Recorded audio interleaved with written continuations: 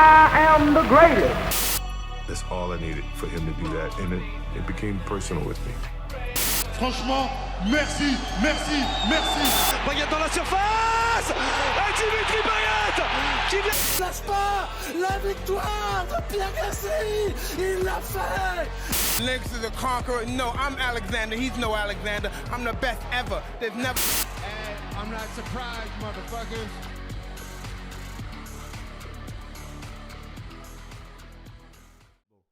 Bonjour et bienvenue dans ce deuxième épisode du cardio. Aujourd'hui un spécial foot avec un nouvel invité, Gabriel. Comment ça va, Gab? Ça va et toi?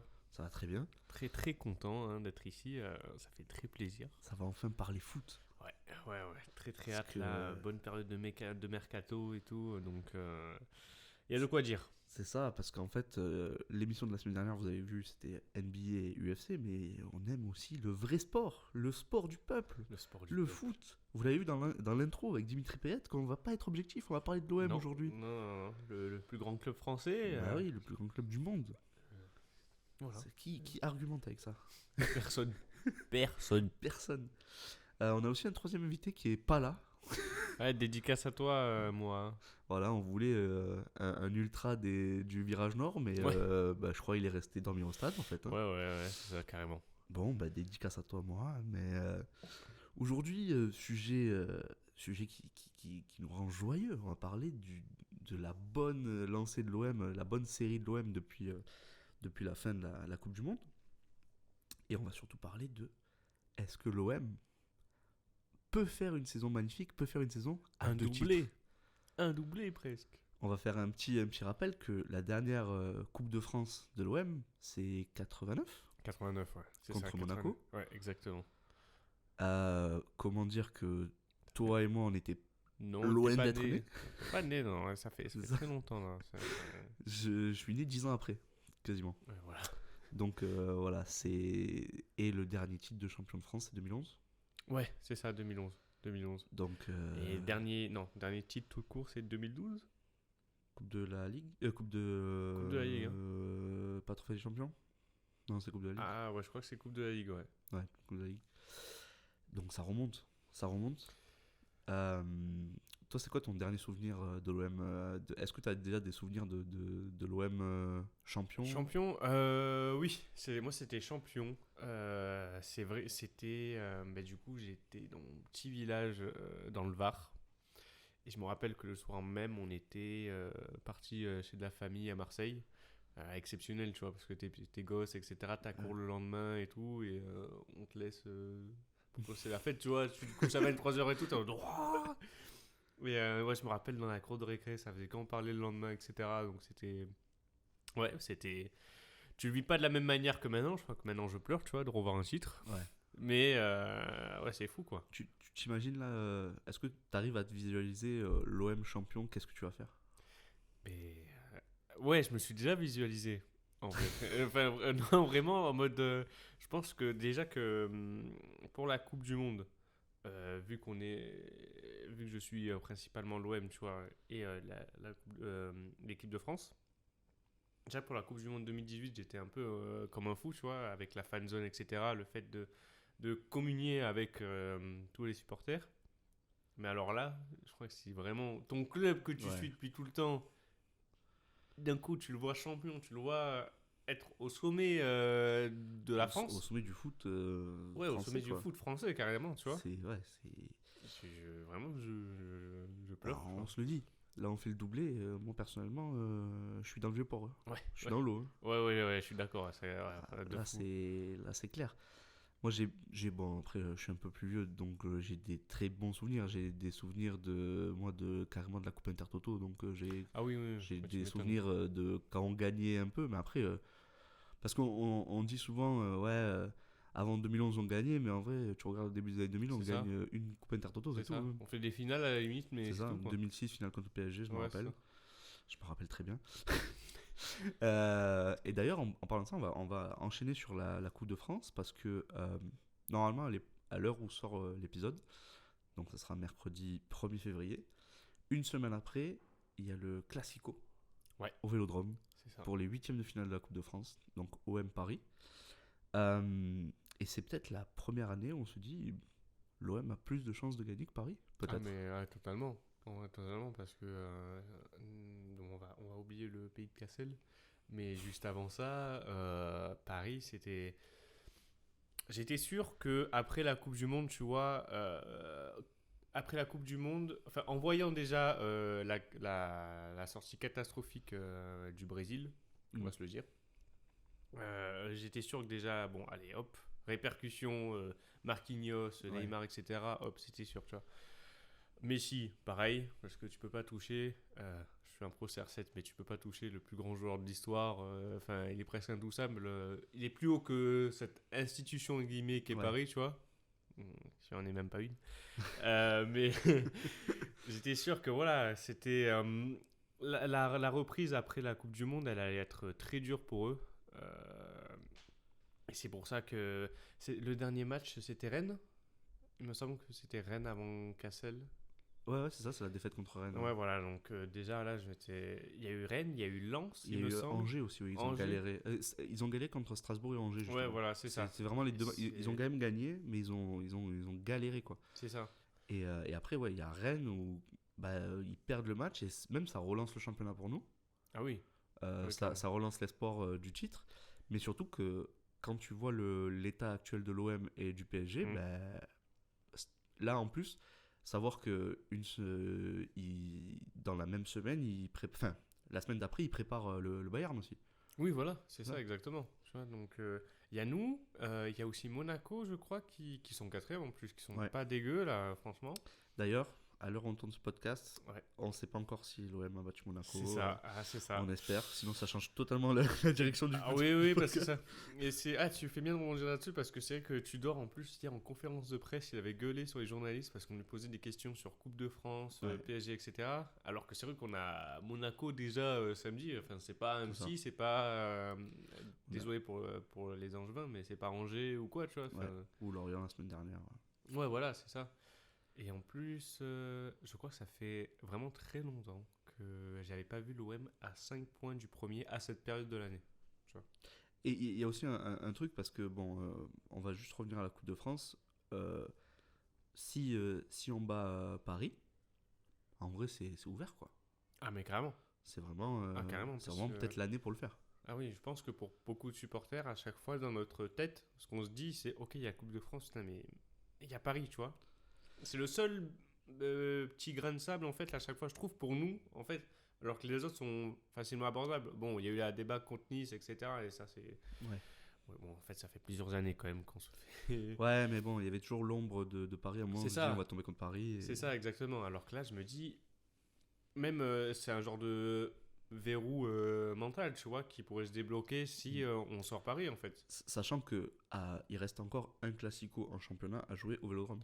C'est ça. Donc peut-être que gagner ce match, ça débloquerait les têtes.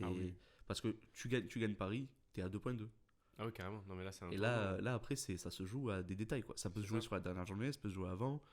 Et on va du coup, ça fait une transition pour parler du championnat. Mais là, aussi, ce week-end, Paris, ils ont aussi un gros match. Ils jouent Reims.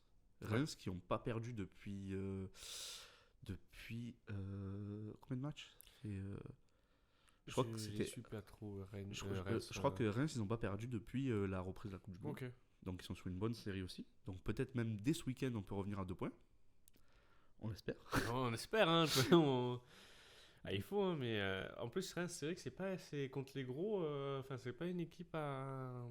C'est pas une équipe à sous-estimer, quoi. Parce que c'est vrai que contre les grosses équipes, à chaque fois, c'est vraiment une équipe qui embête les autres. Mais surtout que aussi, il y a un truc, c'est que je crois que c'est la première fois dans l'histoire de la Ligue 1 que un club à 42 points n'est ni deuxième ni premier. Exactement. C'est une saison de fou. C'est fou, hein. Ça fait, je crois qu'on est 3 ou 4 clubs à tourner à 2 points par match quasiment. C'est une folie. Franchement, et surtout, on sait que Paris, quand ils n'ont pas genre 10 points d'avance sur les concurrents, c'est souvent les saisons où ils gagnent pas le titre. Ah oui, carrément. La saison de Monaco, pareil. Lille, pareil. Ça se joue à la fin du championnat. À chaque fois, même Montpellier, au début de l'ère Qatari. En fait, c'est depuis l'ère Qatari que. Enfin, là, je parle de l'ère Qatari, parce que bon, après l'histoire du PSG, bon. Désolé à ceux qui aiment le PSG qui nous écoutent, mais c'est pas la bonne chaîne pour vous. Mais bref, du coup, oui, à chaque fois, on sait que quand c'est très proche, c'est là où ça va se jouer pour déloger Paris. Ah oui, carrément. Comme comme la saison à Lille, quoi. Où, c'est ça. Jusqu'à la fin, ça s'est joué. Non, c'est sûr. Du coup, juste pour revenir à Reims, leur dernière défaite, c'est le 21 décembre, c'était contre Lens. Ok. Depuis, ils ont battu Rennes 3-1, match nul contre Reims, contre Lille, pardon. Victoire contre Ajaccio, 7-0 en Coupe de France contre une équipe, voilà. Match nul contre Nice, et là ils ont battu les Herbiers 3-0 en Coupe de France.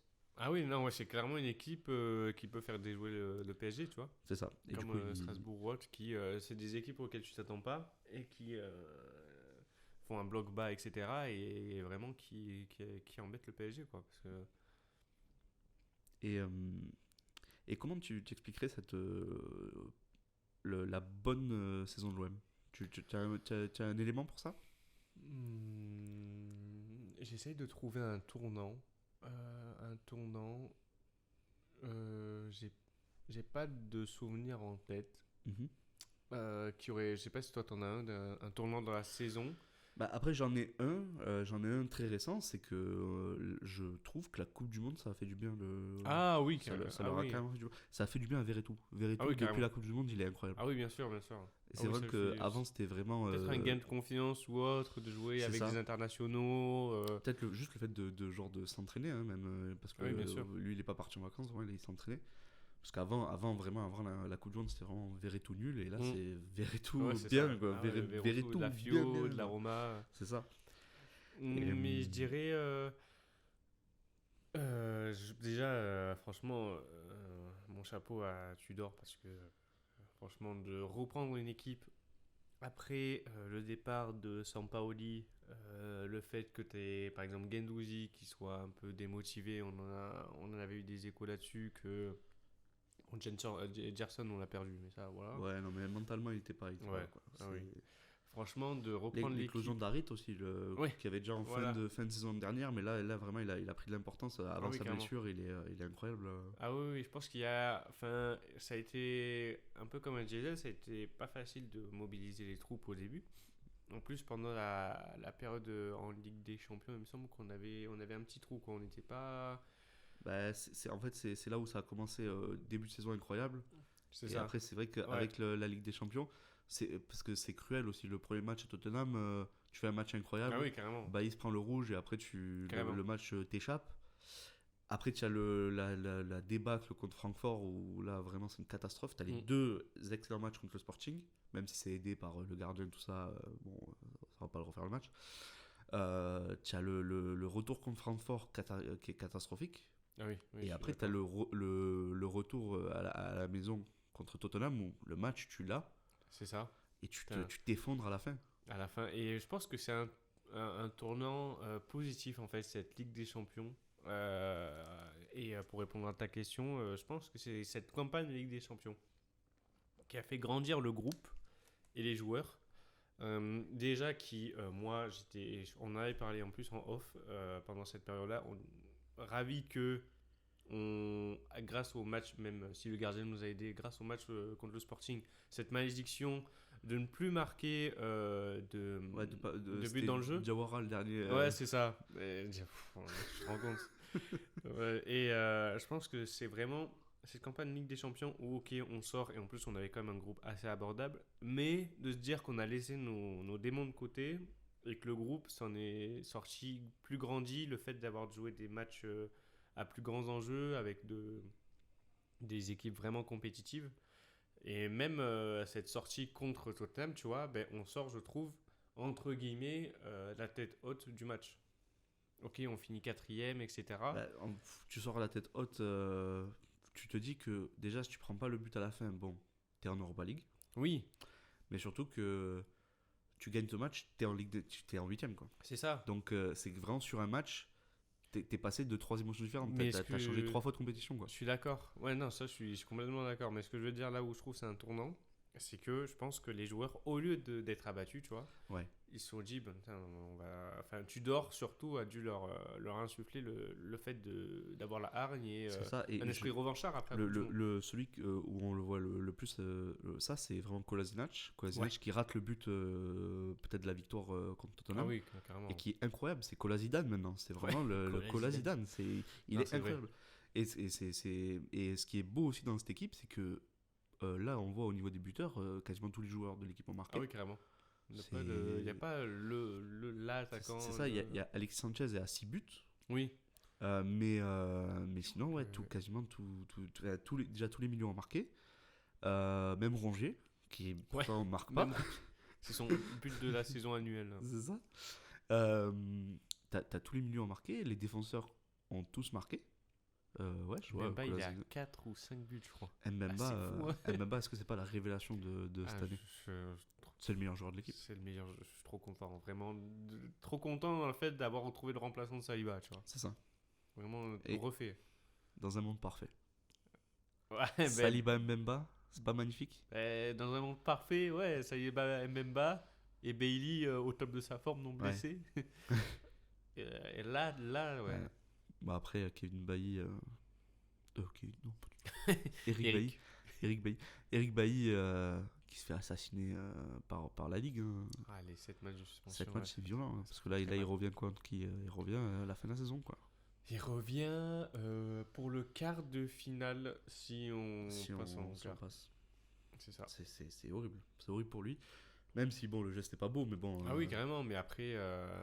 Mais il me semble, je crois qu'entre la FIFA et l'UEFA... Enfin, entre l'UEFA...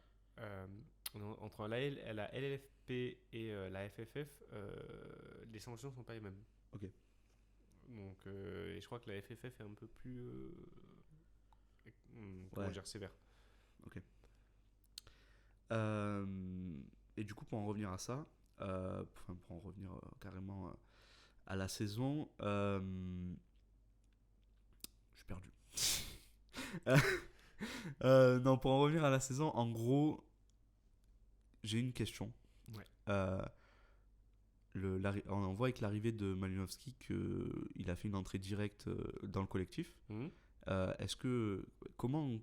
D'après toi, comment le collectif est géré et aussi bien géré, parce que c'est jamais arrivé à l'OM où quelqu'un arrive, il est direct intégré, et même les recrues de cet été, elles se sont intégrées rapidement, quoi. Moi, je dirais que ça vient d'un énorme travail de recrutement de la part de Ribalta et de Longoria, Longogot. Non, pour moi, ça vient là-dessus, tu vois, de vraiment que les dirigeants se calquent et soient aussi en osmose avec leur entraîneur, tu vois. Ouais. Qui soient pas non plus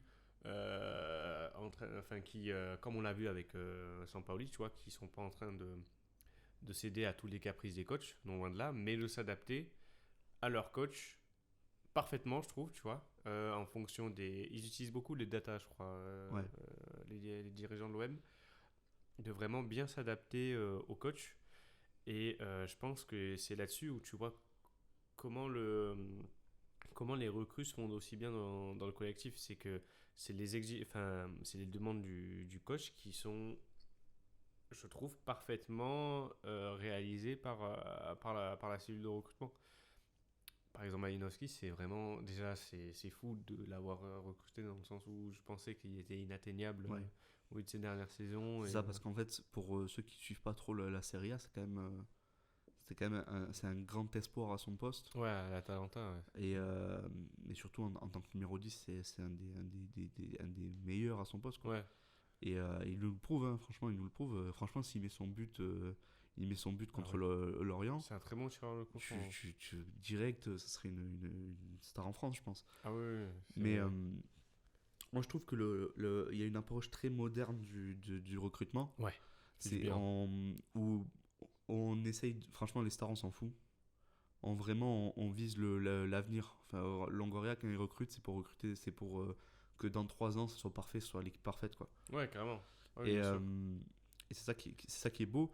Et Et t'as toujours un côté trading, j'ai envie de te dire. Maintenant, vu qu'on a Ouais. beaucoup plus de jeunes, etc. aussi. c'est ça, parce que là, après les jeunes, bon là on voit, là juste avant l'émission, je regardais Ben Seguir est parti. Ok. Je crois que c'est en prêt à... Je sais plus. C'est pas. Non, je sais plus. Bref, il est Le parti. Havre, je crois. Ouais, le Havre, ouais. Mais d'ailleurs, là on parle en ce moment du mercato parce qu'à l'heure où l'émission sort, ça sera fini. Ouais. Mais t'as peut-être des infos sur le mercato de l'OM? Ouais, ça a pas mal bougé ces derniers temps. Déjà, on a le cas de Terem Moffi. Ouais. Le cas de Terem Moffi où, du coup. Ouais, Je comprends, c'est incompréhensible. C'est un bordel, vraiment, c'est grossièrement dit, c'est un bordel on a Moffi qui, au début, il y avait Nice dans la danse et des clubs anglais, et il donnait sa priorité à Nice. Après, on a entendu parler du fait que l'OM s'était inséré là-dedans et qu'il était en train de réfléchir, et qu'on aurait Dieng dans la transaction. Maintenant, on va revenir sur le cas de Dieng après. Ouais. Maintenant, on a Moffi, en fait, qui, au final, préfère s'engager à Nice. Mais est-ce que tu comprends ce choix? Est-ce que tu comprends le choix de Nice plutôt que l'OM? Alors, oui, dans un certain sens, et tant mieux pour lui et tant mieux pour nous. Je pense que il veut pas avoir de pression. Et, oui, parce qu'on nous parle du projet de Nice, mais le projet de Nice, ah oui, non, c'est pas soyons sérieux, il est pas... Non, c'est juste parce que c'est peut-être un club un peu plus tremplin que Lorient, tu vois, légèrement, un peu plus huppé, très léger. Et que c'est un mec qui... Après, il y a des joueurs qui sont comme ça, et tant mieux s'ils se connaissent, tu vois, et qu'ils ne supportent pas la pression et qu'ils veulent un club dans un cadre très sympa, quand même, dans un cadre de vie très sympa comme Nice. Mais s'ils ne supportent pas la pression, qu'ils ne supportent pas le VEL, etc., tant mieux pour nous, tu vois. Parce qu'en plus, quand tu regardes la saison, faire le passage de Lorient à Nice, bon, c'est pas un grand... Non, et je sais plus combien ils sont Nice. J'ai pas le classement mais c'est vrai que franchement, bon, après, avec tous les émoulements qu'il y a eu ces derniers jours, voilà, je pense que pour moi, le joueur, il est cramé. Connaissant nos supporters, le joueur, il est cramé à l'OM, tu vois. Ouais. Il va se faire siffler ou... Enfin, il a plus la mentalité pour jouer à l'OM. Mais tiens, Nice, ils sont 10e, pour se dire. Et Lorient sont 7e. Donc, voilà, je pense que dès qu'il y a une petite hésitation pour le supporter de l'OM, et je le conçois et je suis d'accord, tu vois, parce qu'on est un club très exigeant. Ça, on reviendra à la fin sur un autre sujet pour l'exigence avec Tudor, justement. Mais oui, personnellement, en tant que supporter de l'OM, je comprends pas son choix. Oui. Après, c'est vrai que si t'as pas le mental, c'est mort. C'est ça. Moi aussi, en tant que supporter, je suis très frustré, tu vois, parce que c'est quand même un bon joueur, etc. Et, c'est ça, c'est le meilleur buteur de... Mais t'imagines, ça nous refait un gros flop comme d'autres parce qu'ils supportent pas la pression ou quoi, et on en a eu trop. Et du coup, petite question, t'aurais préféré un Ben Yedder ou un Moffi?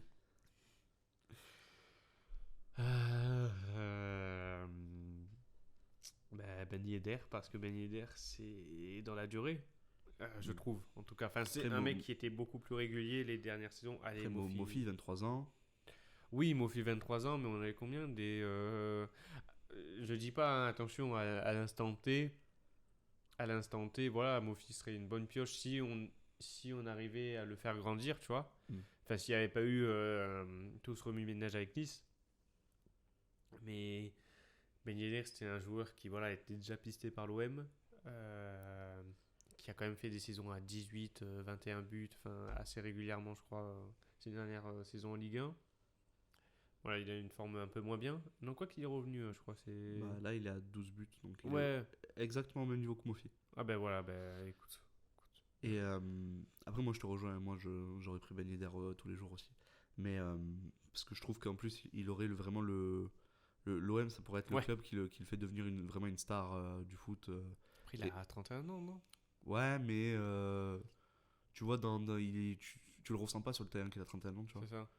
Et je pense qu'avec l'engouement que l'OM porte, ça se voit que dans sa manière de jouer et tout, il aurait pu enflammer le Vélodrome et devenir vraiment passer une étape dans sa carrière à l'OM. Et c'est vrai que un petit duo Sanchez-Ben Yedder, Incroyable. l'été prochain, pourquoi pas à la limite. Mais bon, c'est dur de faire hacker Monaco. Je sais pas combien de durée de contrat il est Ben Yedder là, mais Bah après, il cherchait à le vendre, Monaco. Donc, ouais, pourquoi pas. Bon, après moi sinon c'est enfin, faut pas me voilà, mais moi je me suis dit bon, un petit Ajorc, sinon là le pauvre il est parti pour Mayence, il a 28 ans. donc continuons. Continuons l'émission. Tu vois vraiment une attaque Sanchez-Ajorc, toi? Ajorc en remplaçant, moi je dis pas non. Ah, Après en remplaçant, là, troisième. ces derniers temps, peut-être pour cet été, on verra la position de la Juve dans le classement de Serie A. Mais avec l'histoire, pour ceux qui ne savent pas, la Juve s'est pris 15 points de pénalité. C'est ça. Via une affaire, c'était comment dire, enfin c'était un gonflement. C'est lié à leur transfert. Ouais. Ouais, voilà. Lié à en gros, c'est des magouilles de montant, je crois. Ouais, gonflement des prix, etc. Par exemple, Arthur Pjanic, etc. Les transferts comme ça. C'est ça. Et comment dire, si ils sont pas en Europe, en Champions, il y a beaucoup de joueurs qui vont pas pouvoir retenir, il me semble.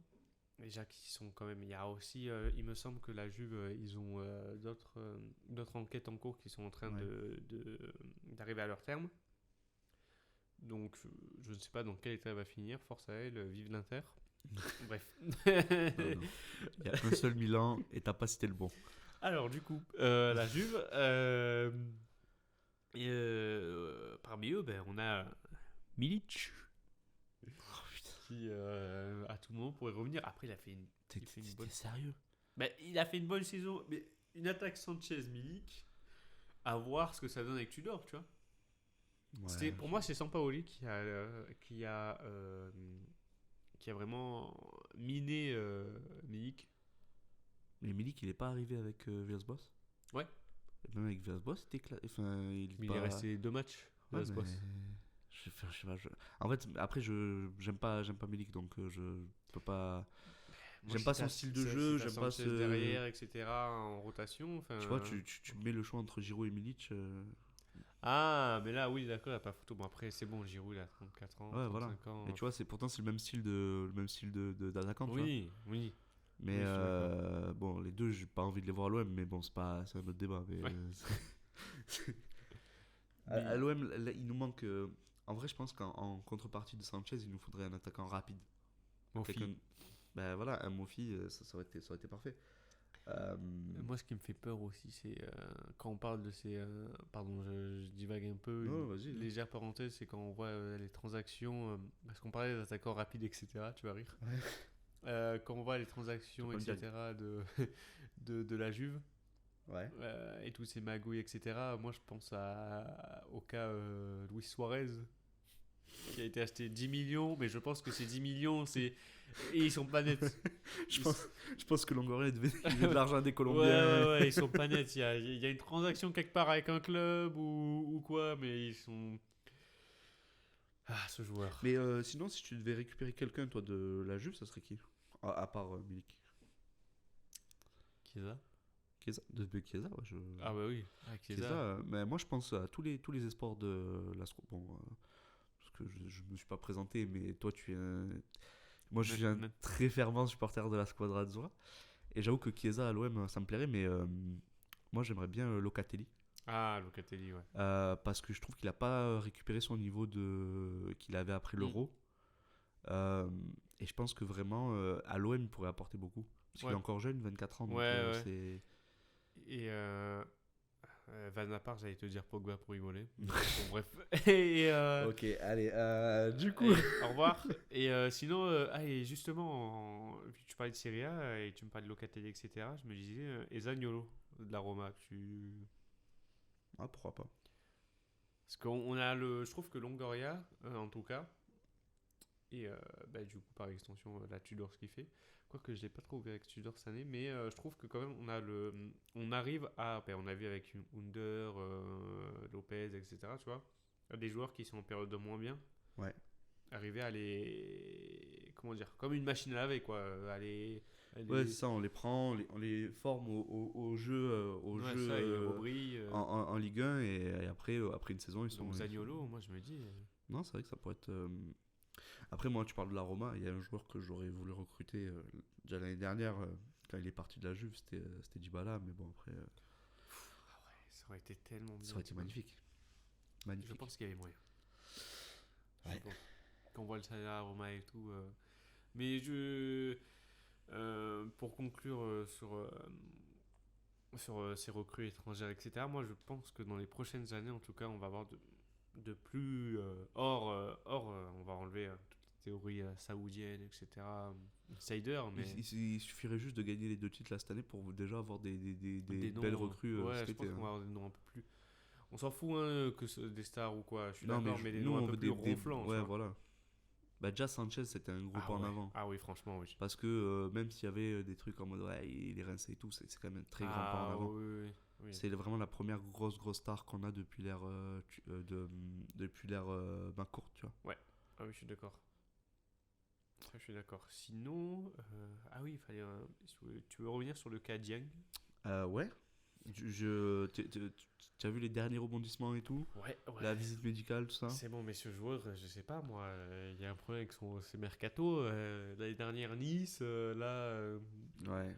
il était. Du coup, il devait être dans la transaction avec Mofi. Ensuite, on nous dit que non, c'est un transfert à part, mais que du coup, indirectement aiderait dans la transaction de Mofi. On devait être sur la plus grosse recrue de Lorient en termes de coût, C'est ça. 10 millions. Et maintenant, on vient d'apprendre qu'il aurait un problème au genou, alors que le mec, il a joué tous les matchs avec nous. Il fait tous les matchs, je veux dire, il a jamais eu de soucis ou quoi. Et maintenant, on serait sur Lorient qui essaie de le recruter, mais pour une somme moins grande de 5 millions, un truc comme ça, Mais à cause de son genou.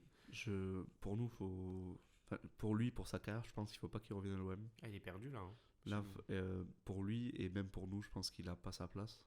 Même si c'était un grand espoir, j'avais beaucoup d'espoir en lui. Ouais. Mais même avec Tudor, ça passe pas. Ouais, je suis d'accord. Pour moi, là, il fait partie des joueurs. Désolé pour lui, mais comme à ma vie, comme Germain ou quoi, qui ont été beaucoup sifflés et qui. Tu les veux plus, quoi. C'est ça. Moi, je connais qu'une seule personne qui défend Dieng, c'est Mohamed Eni, c'est tout. Hein. C'est le seul. Hein. C'est le seul. Ah ouais, d'accord. C'est son pote. C'est son pote, hein, c'est tout. Parce que frère. Mais c'est vrai que j'avais beaucoup d'espoir aussi, je me dis. Moi, je voyais vraiment le crack. Le futur Mané qui porte le Sénégal, etc. Peut-être dans notre club, mais pas c'est chez ça, nous. mais bon, au vu de la saison qui est en train de se jouer, le meilleur Sénégalais de l'OM, c'est clairement Pape Gueye. Hein. Ouais. Franchement, lui aussi, on n'en parle pas. On n'en parle pas parce qu'il a un rôle un peu ingrat, mais il a pris en confiance et tout. Ouais, carrément. Il fait partie des. Sans le milieu à l'OM, il n'a pas rien à jeter, quoi. T'as toujours Rongier qui comme j'aime beaucoup dire, c'est le futur Chérou, tu vois. Ouais. Ça va vraiment être un mec qui, je pense, va rester sur la durée. Pas beaucoup reconnu parce que il a pas le rôle, il met pas 100 000 buts et tout, mais toujours un guerrier qui est toujours là, techniquement, toujours au point. Après, si j'en ai à jeter, ce serait quand même Gueye, tu vois. Enfin, à jeter. Même parmi les milieux. Mais en vrai, moi je le jette pas, tu vois, il est toujours bon dans la rotation. Oui, mais je pense que s'il continue à jouer, etc., à engranger les matchs, à ce niveau-là, sa cote elle va encore augmenter. Et je pense que Longoria il voit le petit côté bankable que peut avoir Gueye, tu vois. Non, j'avoue, il a quoi? Il a 23 ans. Ouais, il est jeune. 23 ans, déjà international, une CAN avec le Sénégal. Je pense que oui, si selon le prix, Longoria le fera partir, il n'y a pas de souci. Mais... Je pense que c'est l'entourage de Dieng qui a fait qu'il en est là aujourd'hui avec l'OM. Ouais.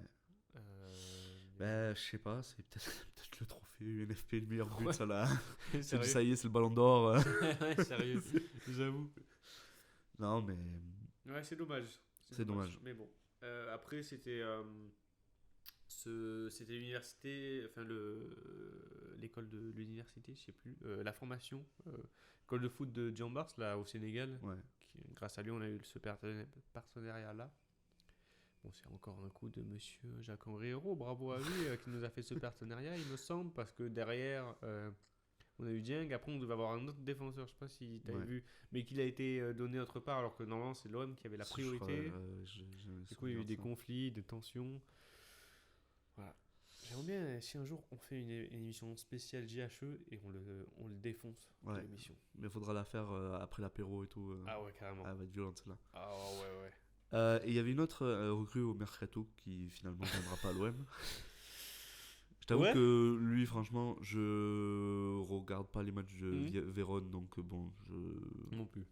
Mais je sais pas, il paraît que Illich, je sais plus son. Après, il a joué avec Tudor, donc.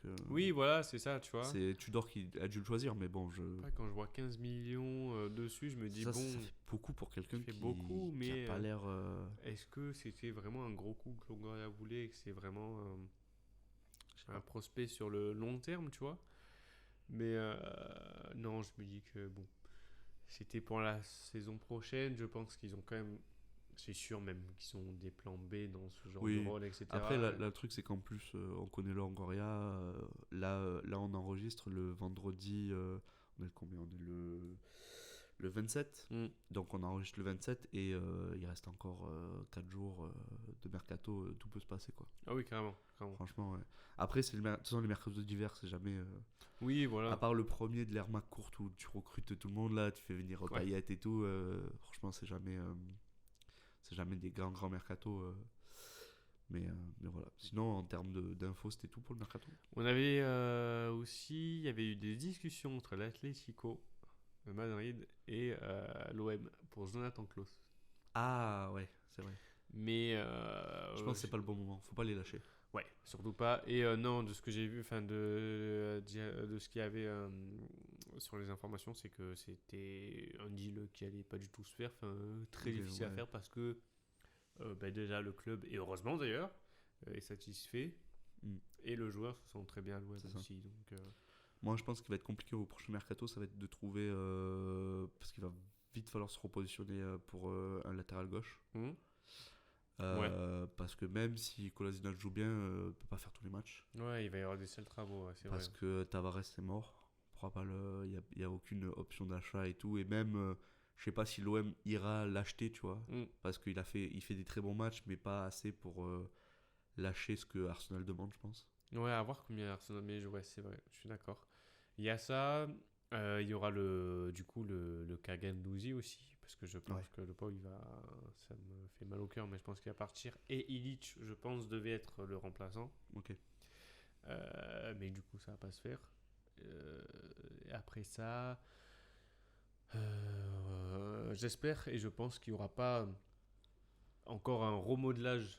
Parce que ça fait quand même 2 étés. Et bon, encore, on s'en sort très bien, tu vois, mais ça fait quand même 2 étés où Longoria terraforme tout. Terraforme. Tu prépares ta prochaine émission à toi. Hein. Ah ouais, tu vas en faire la pub, UC?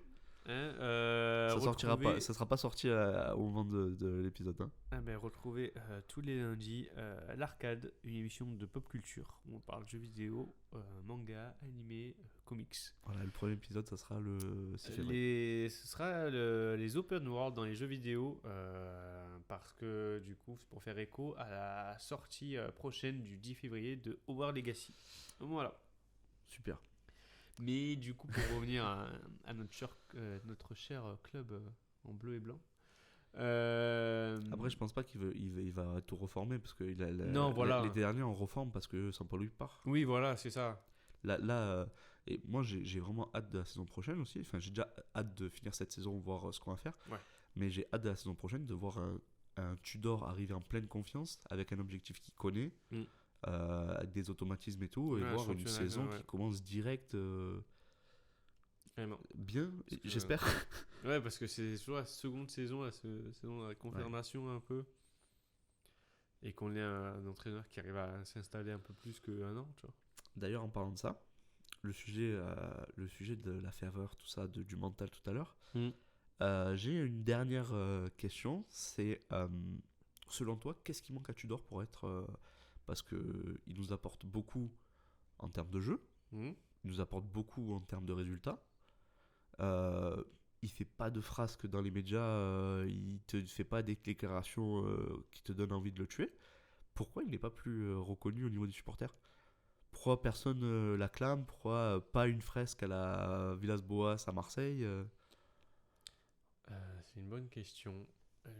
C'est difficile à répondre là-dessus. Moi, je pense que c'est parce que c'est un entraîneur qui, justement, fait pas d'émoulement, tu vois. Ouais. Alors oui, il a une... comment dire? Il a un franc-parler. Et ça, certains supporters le voient, tu vois. Il est quand même un assez franc-parler qui est bien aimé de la ville, en général. Mais moi, je pense que ce qui lui manque... Après, j'ai envie de dire un titre, mais bon, c'est la première saison, donc Ouais. à voir, tu vois. Sachant qu'on a déjà commencé à le siffler C'est ça. au c'est premier ça, match. C'est ça. Moi, je pense que c'est ce qui lui manque, je pense, c'est du temps. Ouais. C'est du temps. C'est parce que quand il est arrivé, voilà, il y a eu beaucoup d'infos en mode Payet s'embrouille avec lui, Guendouzi, Gerson, etc. Alors qu'on avait passé une super saison avec Sampaoli, très colérique, Ouais. très sulfureux, que Marseille adore, tu vois. Et que lui, c'est un entraîneur qui venait de Vérone. Voilà, c'est ça aussi ce qui lui manque, je pense, c'est qu'il n'a pas encore fait ses armes, tu vois. C'est que il venait de Vérone, c'est ça. C'est Ouais, ça, il Vérone. avait été assistant Ouais. Pirlo aussi. de Pirlo. Donc beaucoup de clubs en Italie, quoi. Ouais, Mais, c'est ça. Vraiment, son équipe qui l'a entraîné, c'était Vérone, ouais. Donc voilà, là, je pense que c'est la crédibilité qui, je pense, viendra avec le temps. Déjà, s'il nous offre un titre, je pense que Ah, déjà, Ça va disparaître. ouais, ça devrait... parce que bon, on va pas se mentir, quand tu fais une... J'adore Villas-Boas. J'adore pas son jeu, mais j'adore Villas-Boas, j'adore l'homme. oui, l'homme, Mais j'adore. faire une fresque pour lui, Ouais, non, ça je comprends pas. voilà. Mais là, Tudor il te ramène un titre. Ah oui, carrément. Moi, je pense que c'est ça, c'est le fait que voilà, Je sais pas qu'est-ce qu'on va lui faire, mais on va lui faire.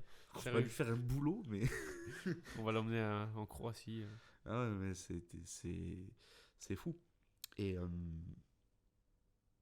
là, je vais reprendre une phrase de Courbis. Hmm. Parce que en ce moment, on voit les résultats sont fous, le stade est en feu, tout ça. Est-ce que avec cet OM, le Courbis a dit, avec cet OM là et un match par semaine, cette équipe est imprenable? Est-ce que notre cher Roland Courbis a raison ou... Après, Roland, il commence à être un peu gâteux. parfois. Mais oui, d'un côté, je suis d'accord. Tu vois, quand on a, c'est rare et ça fait un moment déjà que quand tu as une osmose autant avec les supporters qui sont là et qui battent le record d'affluence cette année. D'ailleurs, le match de Monaco est déjà plein. J'essaie Voilà, d'avoir une place, c'est plein. c'est fou, mort. tu vois.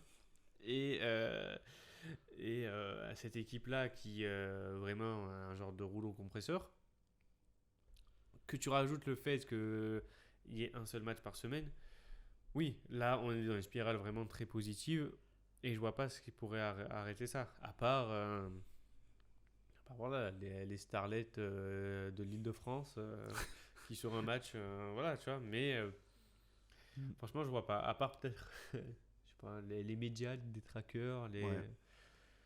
mais là on est vraiment Des trackers, mon gars, t'es encore dans ton émission là. Des tracteurs, ouais, mais les oui, tracteurs. oula, ouais, On est oula, dans Harry Potter fatigue. ou quoi, frère?